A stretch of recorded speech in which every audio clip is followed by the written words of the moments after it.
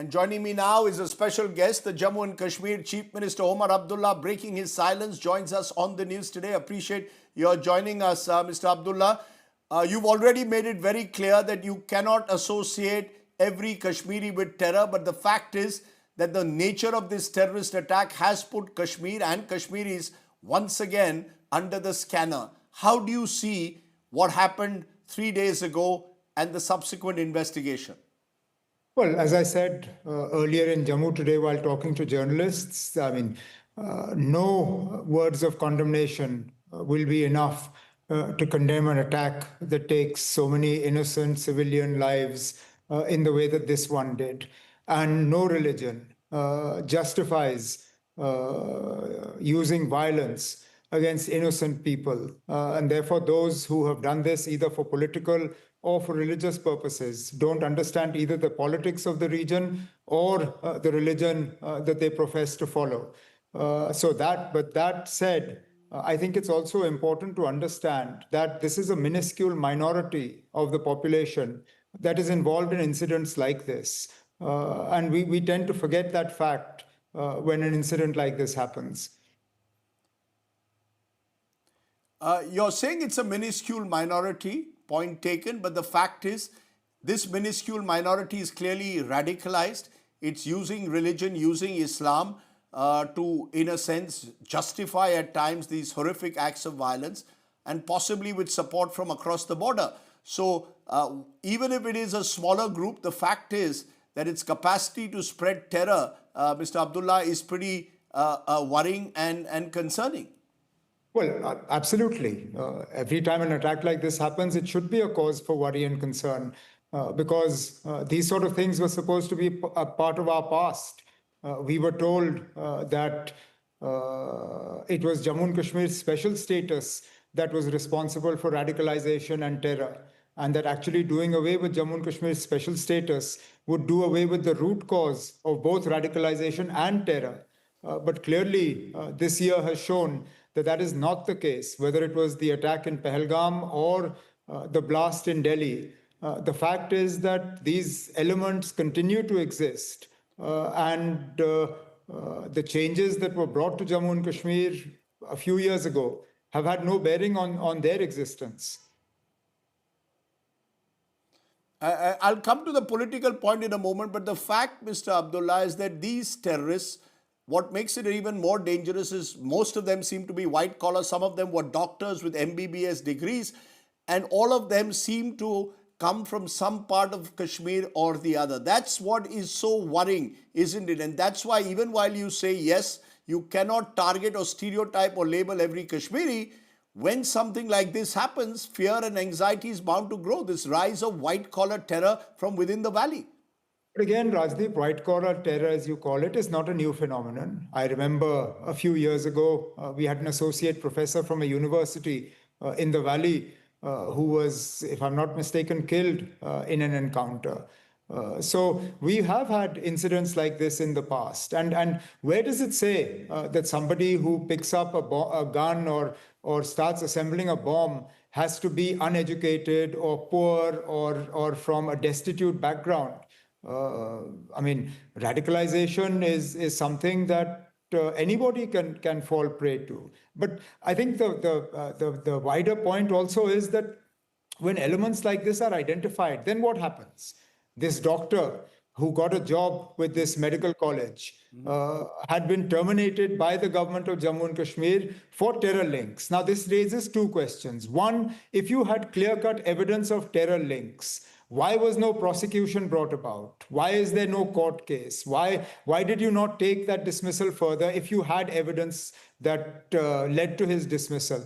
And secondly, where was the background check that was done on the basis of which this job was given? Because even a cursory background check would have suggested that the person had been dismissed for alleged terror links. But clearly the university or the medical college didn't do any background checks, and the government, having dismissed the doctor, then didn't follow it up with the evidence that they had to actually bring about a prosecution. But who are you holding responsible? Are you holding the Jammu and Kashmir administration here under the Lieutenant Governor responsible for these background checks not being done? Are you No, holding the center since law and order is in Jammu and Kashmir? The background check is the responsibility of the organization that recruits him. You can't hold the J&K government responsible for not doing a thorough background check. The person who recruited him, who gave him that job, they are the ones who had to do the background check. Yes, but at the same time, let's be clear, the Jammu and Kashmir police has done a pretty efficient, commendable job in busting this terror module. That's the positive that's come there. Every indication was that they intended to spread far greater havoc, and the Jammu and Kashmir police is the one who initially cracked this terror module. Rajdeep, if we'd cracked it, you wouldn't have had 9 people dead. They were able to, they cracked a module in Faridabad. We didn't get there in time. And as people who know this more than I do, we have to be lucky every time. They have to be lucky only once. Yes, we cracked a module, but we obviously didn't get to these guys in time. And this explosive device went off and innocent people lost their lives. We got lucky in one part of it, and let's face it, we got unlucky with the other part. We weren't able to crack this particular part of the module in time to avoid an incident like this. So are you calling it a major security lapse? Are you also saying that this is a major security lapse, given the fact that it's almost impossible in a crowded city like Delhi to track every car?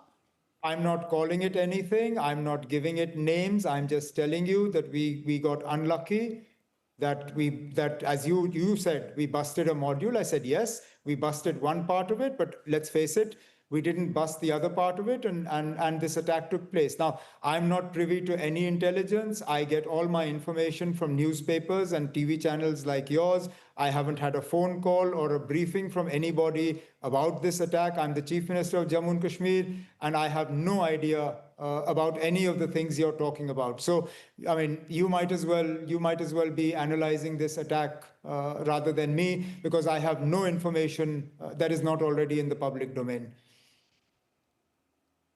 You're sounding there, you're telling me that since this attack happened 3 days ago, no one from the center has communicated to the Chief Minister of Jammu and Kashmir anything about this investigation, even though the primary accused are residents of the Kashmir Valley? No, I haven't heard from anybody. And this is the problem with the system of governance that we have in Jammu and Kashmir. This is why I've always said that this system of governance does not work. When you put things into silos, you pigeonhole information. The elected government is kept completely out of the purview of any security-related decisions. And then we are the ones who are left answering the questions as to why something has happened and why something hasn't happened and why radicalization is taking place and why white-collar terrorism is visible again. I mean, if you're going to continue to operate in isolation, then I'm sorry, we're not the ones who are answerable for what happens then. And you know that this will only push the demand for statehood even further back, because the center is now going to say that, look, Jammu Kashmir remains the hotbed for terror, and therefore we need extra vigilance, extra control, extra central control. I'm not getting into that conversation today. Today is not the time, and I mean, it would take me 30 seconds to turn that argument completely on its head, but I'm not going to do that on your channel. But what I do want to ask you, the radicalization of terror, what are the root causes according to you? The fact that these young men, even as you insist they are a minority, what explains the fact that Kashmiri young men who are trained doctors have turned to terror? What are the roots of this radicalization? Does it lie in religion? Does it lie in the activities of groups like the Jaish-e-Mohammed, a certain pan-Islamic radicalism? Where does it lie? I have no idea. I don't know. Different people get radicalized for different reasons. Some people get radicalized because they believe the government has treated them unfairly. Some people get radicalized because of religious indoctrination. Some people look at the political sort of future that they want Jammu and Kashmir to have. and get radicalized accordingly. I don't know what was the root cause for the radicalization of the people involved in this attack. I guess that's something that the investigative agencies will have to arrive at. But I just want to make the point that the entire Jammu and Kashmir and the entire Kashmir community is not radicalized. And when you have orders like you saw in Gurgaon the other day, asking for all Kashmiri Muslims to be identified. And I know this is happening in education institutions in cities like Gurgaon. They're being asked to provide lists of Kashmiri Muslim teachers engaged in academic institutions in places like Gurgaon and all. You're effectively saying, and the order said Kashmiri Muslims and foreigners. So you're effectively saying that Kashmiri Muslims and foreigners are one and the same thing and have to be treated accordingly. This is where I'm saying you need to be very careful. Not all Kashmiri Muslims are radicalized, and certainly not all Kashmiri Muslims are supporters of terror. Will all the Kashmiri Muslims then come out with the same vigor that they came out after Pahalgam and said enough is enough? Why do we have to prove our nationality to you? Why do we have to prove our patriotism to you? Isn't it enough that I am saying it on behalf of the people of Jammu and Kashmir? Where else have people come out? I mean, it's always the Kashmiris and then the Indian Muslims have to come out. I mean, today you have 5 intellectuals who felt the need to condemn this attack and to make it known that Indian Muslims are not with terrorist organizations. I haven't seen anybody else come out and do this. It's always the Kashmiri Muslim and then by extension the Indian Muslim that is held to a higher standard, that somehow we have to prove our patriotism, we have to prove that we're not with terror. For everybody else, you just assume it to be the case. Why don't you assume it in our case? Assume that we're not with terror unless we actually come out and say that we support incidents like this. Omar Abdullah, as you know, because there is 30 years of history, a fraught history, where Kashmiris have also suffered at the hands of terror, and many believe that terror has been sponsored across the border. Now, that, in a sense, has led to prejudice, has led to this stereotyping. You give me a solution. Well, I've given you the first solution. Stop treating all of us as suspects. Stop making all of us answerable for what Pakistan does. Stop Pakistan allowing to determine our future. You decide for us what is good for us. Let us decide what is good for us. Isn't it enough for you that 50 to 60% of the people come out and participate in elections?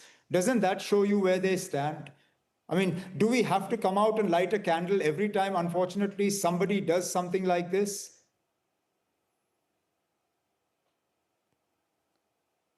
Omar Abdullah, sorry, let me make one wider point. Do you judge everybody from Jharkhand because of what the Naxalites did, or everyone from Chhattisgarh, or everyone from Assam because of what Ulfa did? No, you didn't ask them to rise to the same standards. Extend us the same courtesy as well, then, please. I empathize with you, Omar Abdullah, but I'm just trying to.